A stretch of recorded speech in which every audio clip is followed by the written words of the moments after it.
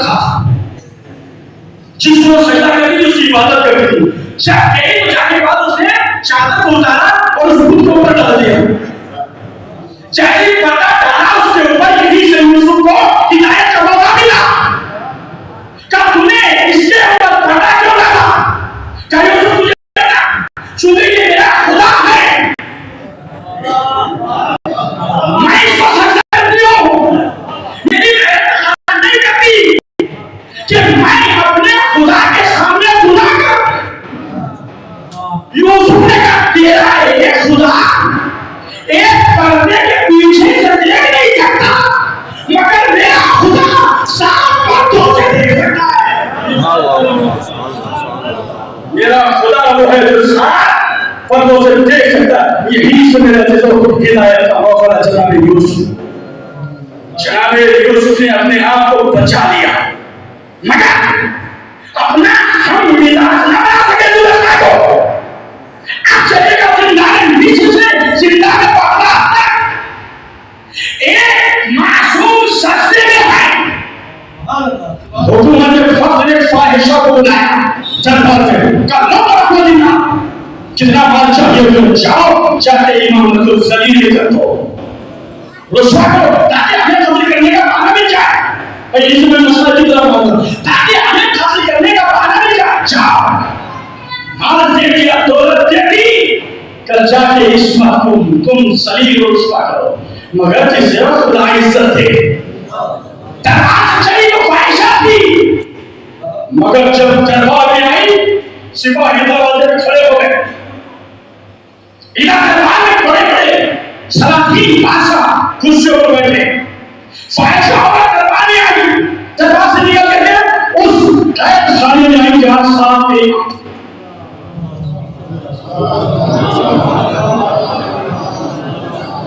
دروازے پر سپاہی کھڑے ہوئے. اندر سے کوئی چیخو پکار کی آواز آئے تو ہم اس قیدی کو گرفتار کر کے دربار میں لے کے جائیں. رات گزر گئی. اب جو صبح ہوئی دروازہ کھولا تو مغرب تک تو ایک قیدی سجدے میں تھا، مگر جب دروازہ کھلا تو دو بھی سجدے میں.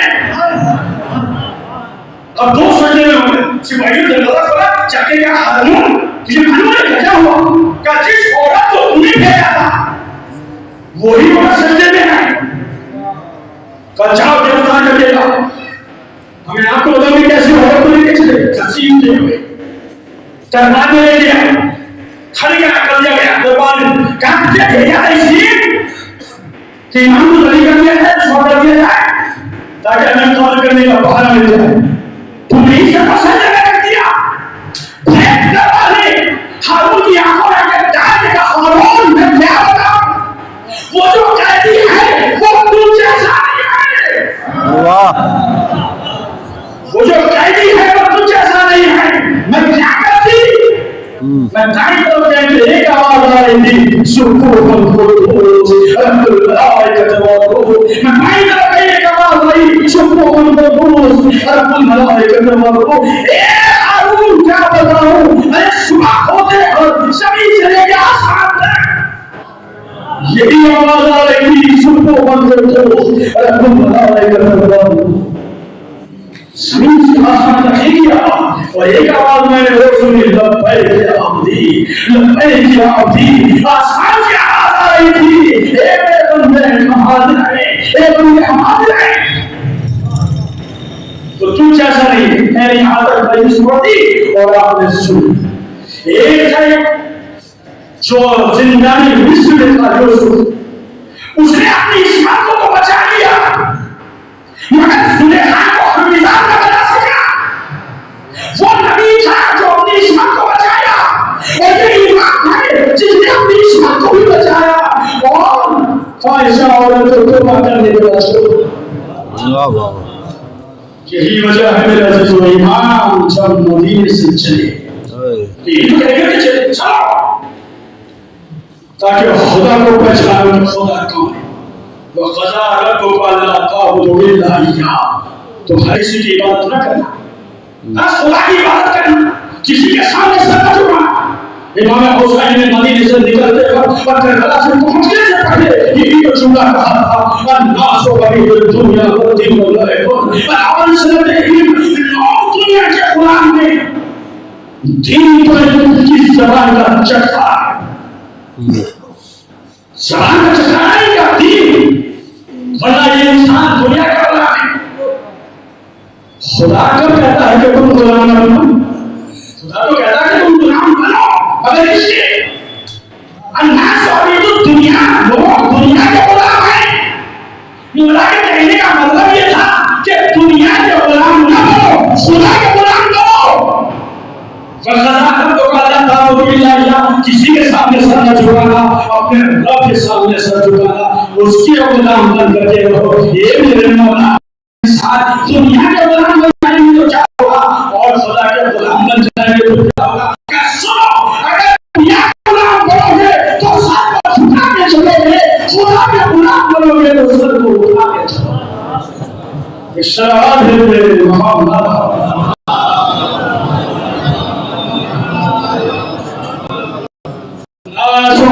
الدنیا والدین واللعب والعمل سنتہم. لوگ دنیا کے غلام. ہر کو پہچانے کے لیے اس کا اللہ دیا ہے کہ خدا تجھے مولا نے امام حسین نے دعائے خط میں بہترین جملہ کہا, اے میرے پروردگار, جس نے تجھے پہچان لیا اس نے کھویا ہے, جس نے تجھے پایا اس نے پایا کیا, اور جس نے تجھے کھو دیا اس نے پایا. اسی لیے کہہ رہے ہیں الہی انی ترکت الخلق طرا فی ہواک وایتمت العیال لکی الغار. اے میرے محبوب, میں سب کو چھوڑ دیا تیری خاطر. انی ترکت الخلق طرا فی ہواک, میں نے سب کو چھوڑ دیا تیری خاطر بس. وایتمت العیال, اور میں نے اپنی بچوں کو یتیم کا وعدہ کیا, لیکن یہ وعدہ کہ میں تجھ سے دے دوں. سب کچھ میں چھوڑ دیا تیری خاطر. بھائی جب یار میری سکینہ یتیم ہو جائے تو ہو جائے. میں نے کہا کہ یہ بچے یتیم ہو جائیں, لیکن جائے تاکہ میں تجھے دے دوں. اور جب سب کچھ قربانی دے چکے حسین تو آواز آئی یا ایتھا النفس المطمئنۃ ارجعی الی ربک راضیۃ مرضیہ فادخلی فی عبادی جنتی وادخلی فی عبادی. اے نفس مطمئنہ, تو میری بارگاہ میں پڑھنا اس حالت میں کہ میں تجھ سے راضی اور تو مجھ سے راضی ہے. اے حسین, تو نے دین کی خاطر علی اکبر کی قربانی دے کر راضی ہو گیا, عباس کے بازو قربان کر دیے, میں راضی ہو گیا. حسین, تو نے اکبر کے گلے سے تیر نکال دیا, میں تجھ سے راضی ہو گیا. حسین, تو نے 13 سال کے قاسم کی لاش کے ٹکڑے کو جمع کر دیا, میں تجھ سے راضی ہو گیا. یا ایھا النفس المطمئنۃ ارجعی الی ربک راضیۃ مرضیہ. اے نفس مطمئنہ, میری بارگاہ میں پلٹا اس حالت میں کہ بھائی مجھ سے راضی اور تو مجھ سے راضی ہو گیا. میں نے روایت میں پڑھا کہ جب عالم ارواح میں حسین کی روح میں تھی اور تمام کی روح میں تھی, معصومین کی ارواح تھی, وہاں خالق نے کہا, ہر ایک روح سے کہا تھا تمہیں دین بچانا ہے, تمہیں اسلام بچانا ہے. سارے نبی نیچے پڑ گئے. اے معمول, یہ قربانی ہم نہیں دے سکتے, مگر جو حسین سے کہا گیا تھا کہ حسین میرا دین بچانا ہے, معمول میں بچاؤں گا تیرا دین. جانتے ہو حسین دین بچانے کے لیے کیا کرنا ہوگا؟ معمول بتا دے, علی اکبر کو قربان کرنا پڑے گا. تو معمول میں راضی ہوں, اکبر کو قربان کر دوں گا, عباس کے بازو دینا ہوں گے, معمول میں تیار ہوں, عباس کے بازو دے دوں گا. اے حسین, جانتے ہو دین بچانے کے لیے اصغر کو قربان کرنا پڑے گا. معمول میں تیار ہوں. آخر میں حسین, اسلام کو بچانے کے لیے تجھے اپنا سر دینا ہوگا. حسین نے سر جھکا لیا. اے معمول میں تیار ہوں, دین میں سر بھی دے دوں گا. آواز بلند آئے, حسین دین کو بچانے کے لیے ایک چادر بھی دینا ہوگی. حسین دین کو بچانے کے لیے بہن کی چادر بھی دینا ہوگی. روح حسین خاموش ہو گئی. روح حسین خاموش، روح زینب آگے بڑھی. بھیا بابا لے لو، ایک بھیا دین کی خاطر سب دینا تیرا کام ہے، چاہتا دینا میرا کام ہے. میرے لوگ چونکہ مرحوم کے اشارے جواب کی وجہ سے میرے بھی دیکھنا ہے، آپ کی بھی دیکھتا ہوا. بیٹی کو باپ سے بڑی محبت ہوتی ہے. مرحوم میرے انتقال ہونے ایک دن پہلے میرا والد شروع ہو گیا، میں یہاں دیکھنے نہیں آیا تو بیٹی سرحانے بیٹھی ہوئی قرآن پڑھ رہی تھی. بیٹی جنازے کی زینت ہوتی ہے. بھائی یہ میرا مسائل کو ختم کر دوں گا. مولا علی جب دنیا سے جانے لگے حسن کو قریب بلایا، بیٹا حسن دین کی خاطر کی سب کچھ قربان کرنا پڑے گا. بابا میں قربان کروں گا، وعدہ ہو گیا. حسین بیٹا تجھے دین کے لیے سب کچھ قربان کرنا پڑے گا. حسین اٹھے، باپ کے چہرے کو دیکھا، بابا ایک وعدہ میں کرتا ہوں اور ایک وعدہ تم مجھ سے کرو. بیٹا وعدہ کیا وعدہ ہے؟ بابا میں وعدہ کرتا ہوں میں دین کو بچاؤں گا، میں اسلام کو بچاؤں گا. بابا ایک وعدہ کر لو بس تم سے. کا بیٹا کون سا وعدہ؟ کہ بابا میں 28 روزے کو مدینہ چھوڑوں گا. بابا آپ کا ارادہ آئی جانا ہے. بابا میں 2 عورتوں کو کربلا پہنچوں گا، آپ کی مرضی آئے جانا. جب عاشور کا سورج نکل جائے آپ کی مرضی آئی جانا. جب میں حبیب کی لاش اٹھاؤں آپ کی مرضی آئی جانا. جب میں عمر کا لاشا اٹھاؤں آپ کی مرضی آئی جانا. جب میں نبی عمر بازو کو اٹھاؤں آپ کی مرضی آئی جانا ہے. اے بابا جب میں سر کے گلے سے تیر نکالوں آپ کی مرضی آئی جانا ہے. اے بابا جب میرے گلے کا خنجر چل جائے آپ کی مرضی آئی جانا ہے. مگر بابا جب شام قریب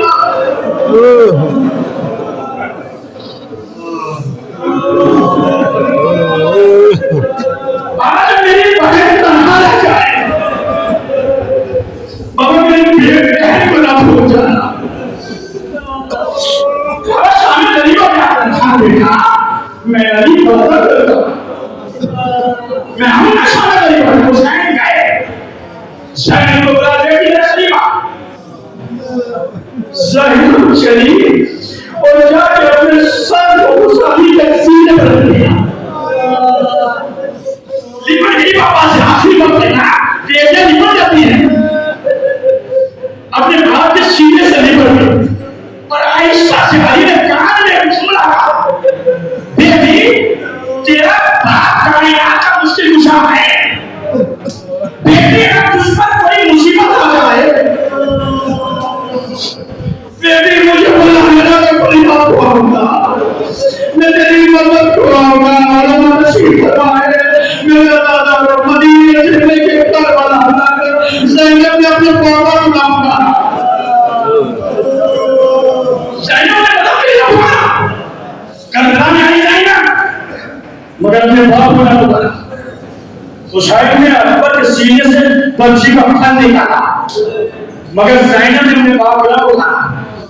عباس سے کٹے ہوئے بازو اٹھائے مگر زینب نے اپنے بابا کو نہ اٹھایا. حسین نے علی اصغر کے گلے سے تیر نکالا مگر زینب نے اپنے بابا کو نہ اٹھایا. حسین کے گلے پہ خنجر چلا مگر زینب نے اپنے بابا کو نہ اٹھایا. زینب کے بازو پھٹ گئے مگر زینب نے بابا کو نہ اٹھایا. سکینہ کے تماچے لگے مگر زینب نے بابا کو نہ اٹھایا. سجاد کے ہاتھوں میں ہتھکڑیاں مگر زینب نے بابا کو نہ اٹھایا. شام غریبہ میں بھی علی خود سے آئے مگر زینب نے نہ اٹھایا. تو کون سی مصیبت تھی جب زینب نے بابا کو اٹھایا؟ جب علی کی بیٹی شرابیوں کے مجمع میں گئی. درباری علی شرابیوں کا مجمع ننگے سر زینب ساتھ دروازے پہ زینب گئی تو زینب بیٹھ گئی. سید سجاد آگے بڑھے کہ اماں کیا دربار میں نہ جاؤں گی؟ ہاں بیٹا دربار میں تو جاؤں گی मगर मुझे मेरे बाबा की वसीयत याद आ गई। सैयद सज्जाद है तो क्या मैं जल्दी बताओ मेरे दादा की वसीयत क्या थी? कब बेटा क्या बताऊं, जब मेरा दादा दुनिया से जा रहा था मुझे सीने से लिपटा के कहा था, ए बेटी, अरे मेरे पास जब तुझ पर कोई मुसीबत आए मुझे बुला लेना। ए बेटा मुझे बताओ, अरे जिससे सर को कभी सूरज न रहेगा। आज ज़ैनब शराबियों के मजमे में जा रही है, ज़ैनब ने नजर कर दिया, ए बाबा बाबा ज़ैनब मुसीबत आ गई। बाबा मुझे मसाजी ने कहा बाबा मैं मदद के लिए बुलाया। अली ने नजर छोड़ा, बस वही समा। अली ने नजर छोड़ा, दरबार में आया। ज़ैनब ने देखा मेरा बाबा आया। ज़ैनब उठी अली के करीब गई। अली ने दिलासा दिया, तसल्ली दी। उम्मे कुलसूम उठी अली के करीब गई, दिलासा दिया। एक बीवी उठी थी अली के करीब जाती, मगर एक छोटी सी बच्ची अपनी जगह बैठी रही। अली उठे, बच्ची के करीब आए, बच्ची को उठाया, गोद से सीने से लगाया। मेरी बेटी क्या तुम मुझसे नाराज है? हर बीवी मेरे करीब आई मगर तू नहीं। सकीना ने हाथों को छू के दादा आज तुम्हें एहसास हुआ ना कि बाप को बेटी से कितनी मोहब्बत होती है। ए दादा आज बेटी ने तुम्हारा तो मेरे को छोड़ के आ गए। ए दादा इस मकान पे जब मेरे बाबा के गले का संजय चल रहा था, मैं आवाज दे रही थी, ऐ कोई जो मुझे यतीम होने से बचा दे। ए दादा आवाज आ रही थी, अल्लाह को दिलों से बेकर मना, अल्लाह सुने बल्लों से बेकर। इन्ना